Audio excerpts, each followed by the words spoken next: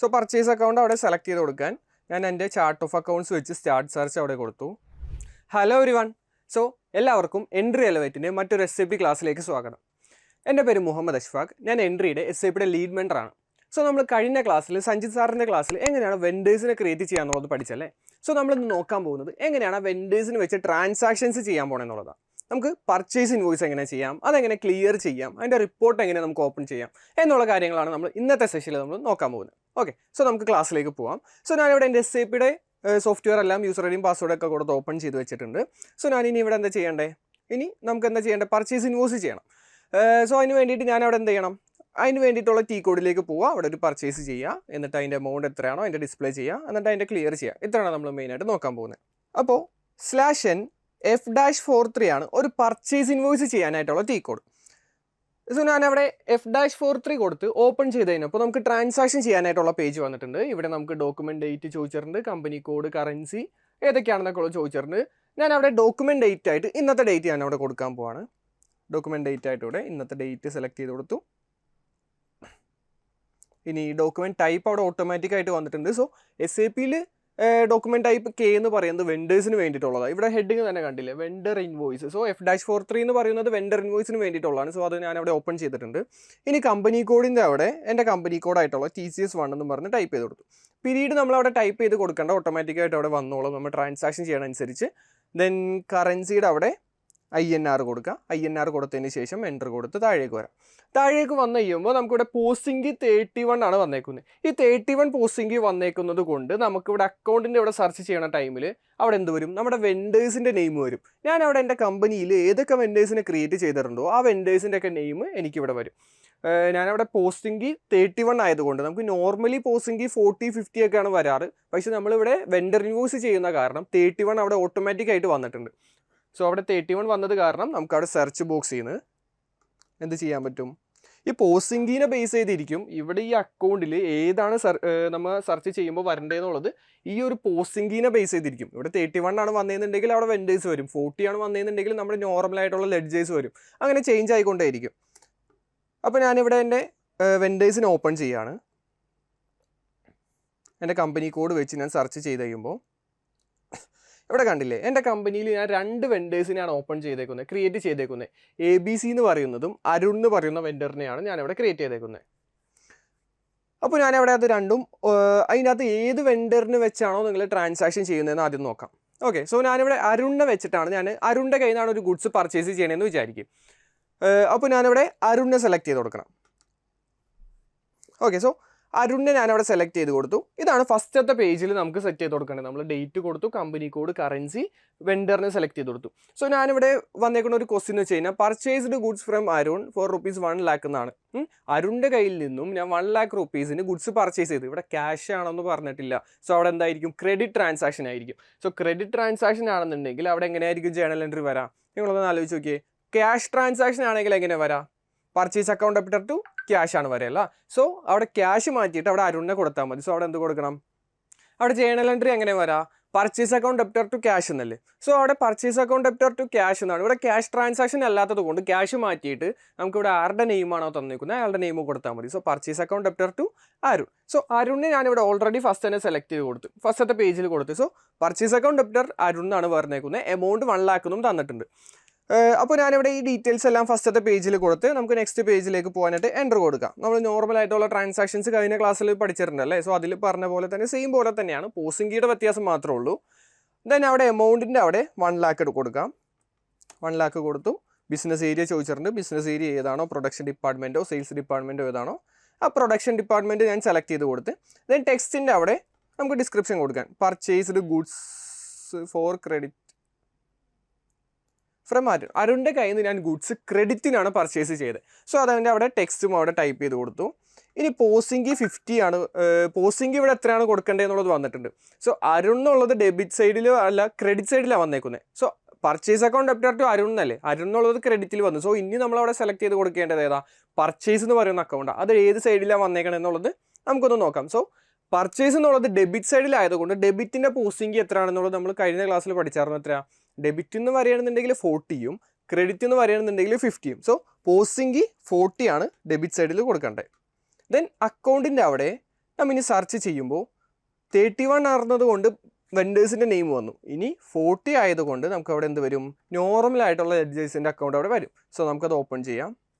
So purchase account അവിടെ select ചെയ്ത് കൊടുക്കാൻ ഞാൻ എൻ്റെ ചാർട്ട് ഓഫ് അക്കൗണ്ട്സ് വെച്ച് സ്റ്റാർട്ട് സെർച്ച് അവിടെ കൊടുത്തു. ദെൻ ഓപ്പൺ ആയി വന്നു കഴിയുമ്പോൾ ഞാനിവിടെ പർച്ചേസ് അക്കൗണ്ട് ഓപ്പൺ ചെയ്തിട്ടുണ്ടല്ലേ. സോ അത് സെലക്ട് ചെയ്ത് കൊടുത്ത് ജസ്റ്റ് എൻ്റർ കൊടുക്കുക. എൻ്റർ എടുത്ത് കഴിഞ്ഞപ്പോൾ നെക്സ്റ്റ് പേജിലേക്ക് വരും. സോ അവിടെ ഡെബിറ്റ് പോലെ തന്നെ സെയിം പോലെ തന്നെ എനിക്ക് ക്രെഡിറ്റിലും വരാൻ വേണ്ടി ഞാനവിടെ എന്ത് ചെയ്യണം, എമൗണ്ടിൻ്റെ അവിടെ സ്റ്റാറും ടെക്സ്റ്റിൻ്റെ അവിടെ പ്ലസും കൊടുക്കുക. ബിസിനസ് ഏരിയ ടൈപ്പും ചെയ്ത് കൊടുക്കുക. Production department. സോ ജസ്റ്റ് ഒന്ന് എൻ്റർ കൊടുത്തപ്പോൾ നമുക്ക് കഴിഞ്ഞ പേജിൽ കൊടുത്ത പോലെ തന്നെ സെയിം പോലെ തന്നെ എമൗണ്ടും അവിടെ വന്നു. Purchased goods for credit from Arun എന്ന് പറഞ്ഞത് വന്നു. ഓക്കെ, സോ എമൗണ്ട് ഇവിടെ 10,000 ആണ്. നമുക്ക് കഴിഞ്ഞ പേജിലും ഞാൻ അവിടെ 10,000 കൊടുത്തത്, 1 lakh വിട്ടേക്ക്. അപ്പോൾ 10,000 എന്നുള്ളത് വിചാരിച്ചാൽ മതി. ഞാൻ എത്രയും കൊടുത്തിട്ട് ജസ്റ്റ് കൺട്രോൾസ് കൊടുത്ത് സേവ് ചെയ്യുമ്പോൾ അവിടെ എന്തായി, ട്രാൻസാക്ഷൻ അവിടെ സേവ് ആയിട്ടുണ്ട്. ഇവിടെ പർച്ചേസ് ചെയ്തിട്ടുണ്ട്. ആരുടെ അടുത്തുനിന്ന്? അരുണിൻ്റെ അടുത്തുനിന്ന് ഞാൻ ഗുഡ്സ് പർച്ചേസ് ചെയ്തു, പക്ഷേ അതിൻ്റെ പേയ്മെൻറ്റ് കൊടുത്തിട്ടില്ല. അപ്പോൾ അതിന് വേണ്ടി നമ്മൾ വേറെ ട്രാൻസാക്ഷൻ ചെയ്യണ്ടേ. സോ ഇവിടെ നമുക്കൊരു ക്രെഡിറ്റ് ട്രാൻസാക്ഷൻ വരുമ്പോൾ നമുക്ക് 2 ട്രാൻസാക്ഷൻ മെയിനായിട്ട് വരും. ഒരെണ്ണം നമ്മൾ ആ വെൻഡറിൻ്റെ കയ്യിൽ നിന്ന് പർച്ചേസ് ചെയ്യുന്നു, ദെൻ അതിൻ്റെ പേയ്മെൻറ്റ് കൊടുക്കുന്നതും. ഓക്കെ, സോ ഇനി പേയ്മെൻറ്റ് കൊടുക്കുന്ന ട്രാൻസാക്ഷൻ നമുക്ക് നോക്കാം. സോ പർച്ചേസ് ഇൻവോയ്സിൻ്റെ ട്രാൻസാക്ഷൻ നമ്മൾ നോക്കിയത് F-43 ആണ്. ഇനി അതിൻ്റെ പർച്ചേസിൻ്റെ ക്ലിയർ ചെയ്യാനുള്ളതുണ്ട്. അതിന് മുമ്പ് നമുക്ക് അതിൻ്റെ റിപ്പോർട്ട് ഒന്ന് നോക്കാം. നമ്മളിപ്പോൾ ചെയ്ത ട്രാൻസാക്ഷൻ അവിടെ വന്നോ എന്നുള്ളതൊന്ന് നോക്കണ്ടേ. സോ അതിന് വേണ്ടിയിട്ട് വെൻഡേഴ്സിൻ്റെ റിപ്പോർട്ട് എടുക്കാനായിട്ടുള്ള T കോഡാണ് /n FBL1N /FBL1N. നോർമലായിട്ടുള്ള GL ഓപ്പൺ ചെയ്യാൻ FBL3N-ഉം നമുക്ക് വെൻഡേഴ്സിൻ്റെ ട്രാൻസാക്ഷൻ എടുക്കാൻ FBL1N-ഉം. ദെൻ ഇവിടെ കമ്പനി കോഡ് വന്നിട്ടുണ്ട്. സോ ഞാനിവിടെ ഇന്നത്തെ ഡേറ്റിൻ്റെ മാത്രമാണ് സെലക്ട് ചെയ്യുന്നുള്ളൂ. നമുക്കിവിടെ സോർട്ട് ചെയ്യാനായിട്ട് കുറേ ഓപ്ഷൻസ് ഉണ്ട്. ഇന്നത്തെ ഡേറ്റിൻ്റെ മാത്രം സെലക്ട് ചെയ്യാം, ഏതെങ്കിലും ഒരു വെൻഡറിൻ്റെ മാത്രം സെലക്ട് ചെയ്യാം. സോ ഞാനിവിടെ ഇന്നത്തെ ഡേറ്റ് വെച്ച് മാത്രം ഓപ്പൺ ചെയ്യാണ്.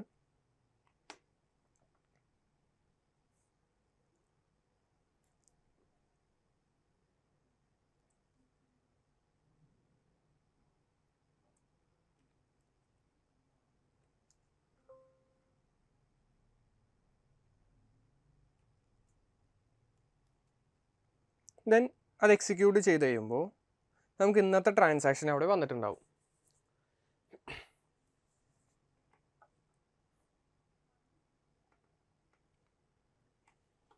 ഓക്കെ, സോ ഇവിടെ നോക്കിയാൽ കാണാം അരുൺ എന്ന് പറയുന്ന ആ ഒരു വെൻഡറിൻ്റെ നെയിം വന്നിട്ടുണ്ട്. അരുണിൻ്റെ നെയിമാണ്, അരുണിൻ്റെ വെൻഡറിൻ്റെ ഇത് വന്നിട്ടുണ്ട്, നമ്മുടെ കമ്പനി കോഡ് വന്നിട്ടുണ്ട്, അസൈൻമെൻറ്റ് നമ്പർ വന്നിട്ടുണ്ട്, ഡേറ്റ്, എമൗണ്ടും 10,000 വന്നിട്ടുണ്ട്. സോ ഇവിടെ ടെക്സ്റ്റും വന്നിട്ടുണ്ട്, purchased goods for credit from Arun, നമ്മൾ അവിടെ കൊടുത്ത ടെക്സ്റ്റ്. പക്ഷേ ഇവിടെ റെഡ് കളറിലാണ് അതിൻ്റെ സ്റ്റാറ്റസ് വന്നേക്കുന്നത്. എന്താണ് സ്റ്റാറ്റസ് റെഡ് കളറിൽ വന്നേക്കണമെന്ന് വെച്ച് കഴിഞ്ഞാൽ അവിടെ ഫുള്ള് ക്ലിയർ ആയിട്ടില്ല. ഒന്നില്ലെങ്കിൽ നമ്മൾ പൈസ കൊടുക്കാനോ കിട്ടാനോ ഉണ്ട്. സോ അവിടെ ഫുൾ ക്ലിയർ ആയാൽ അവിടെ ഗ്രീൻ കളറിൽ വരും. ഗ്രീൻ കളറിൽ വന്നു കഴിഞ്ഞാൽ അവിടെ എന്തായിരിക്കും, അവിടെ ഫുള്ള് ക്ലിയർ ആയിട്ടുണ്ടാവും. പക്ഷേ ഇവിടെ ഇത് ഓപ്പൺ ആയിട്ടാണ് കിടക്കുന്നത്. സോ റെഡ് കളറിൽ വന്നു കഴിഞ്ഞാൽ നമ്മൾ ഒന്നില്ലെങ്കിൽ ഒരാൾക്ക് പൈസ കൊടുക്കാനുണ്ടാകും, അല്ലെങ്കിൽ നമുക്ക് പൈസ കിട്ടാനുണ്ടാകും. സോ ഇവിടെ പർച്ചേസ് ആയതുകൊണ്ട് നമ്മൾ അരുണിൻ്റെ കയ്യിൽ നിന്ന് ഗുഡ്സ് പർച്ചേസ് ചെയ്തത് കൊണ്ട് നമ്മളാണ് അങ്ങോട്ട് പൈസ കൊടുക്കേണ്ടത്. സോ ആ പൈസ അവിടെ കൊടുത്താൽ മാത്രമേ അത് അവിടെ റെഡ് മാറി അവിടെ നിന്ന് വരുള്ളൂ, ഗ്രീൻ കളർ ആവുള്ളൂ, ഓപ്പൺ മാറി അവിടെ ക്ലിയർ ആവുള്ളൂ. സോ ഇവിടെ നമുക്ക് ബാലൻസ് 10,000 കൊടുക്കാനുള്ള ആ എമൗണ്ട് എങ്ങനെ കൊടുത്ത് ക്ലിയർ ചെയ്യാം എന്നുള്ളത് നോക്കാം. സോ അതിന് വേണ്ടിയിട്ടുള്ള T കോഡാണ് /n F-53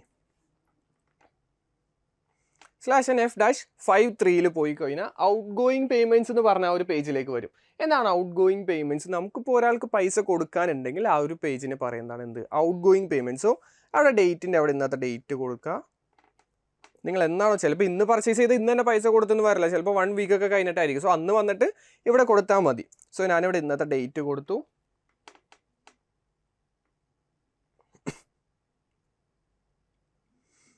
ദെൻ ടെക്സ്റ്റ് കൊടുക്കാം, paid cash to Arun.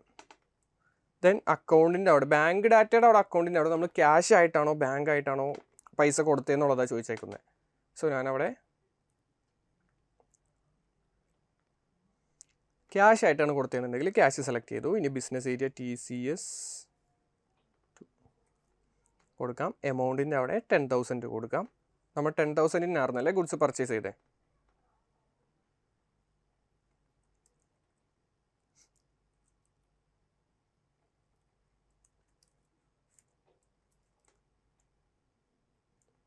Okay, then open item സെലക്ഷൻ്റെ അവിടെ അക്കൗണ്ടിൻ്റെ അവിടെ നമുക്ക് ആർക്കാണോ പേയ്മെൻറ്റ് കൊടുക്കാനുള്ളത്, നമുക്ക് 2 വെൻഡേഴ്സ് ഉണ്ടായിരുന്നു. അതിൻ്റെ അകത്ത് ഏത് വെൻഡറിനാണോ നിങ്ങൾക്ക് പേയ്മെൻറ്റ് കൊടുക്കാനുള്ളത്, ഞാനിപ്പോൾ അരുണിനാണ് പേയ്മെൻറ്റ് കൊടുക്കാനുള്ളത്. സോ അരുണിനെ അവിടെ സെലക്ട് ചെയ്ത് കൊടുക്കുക.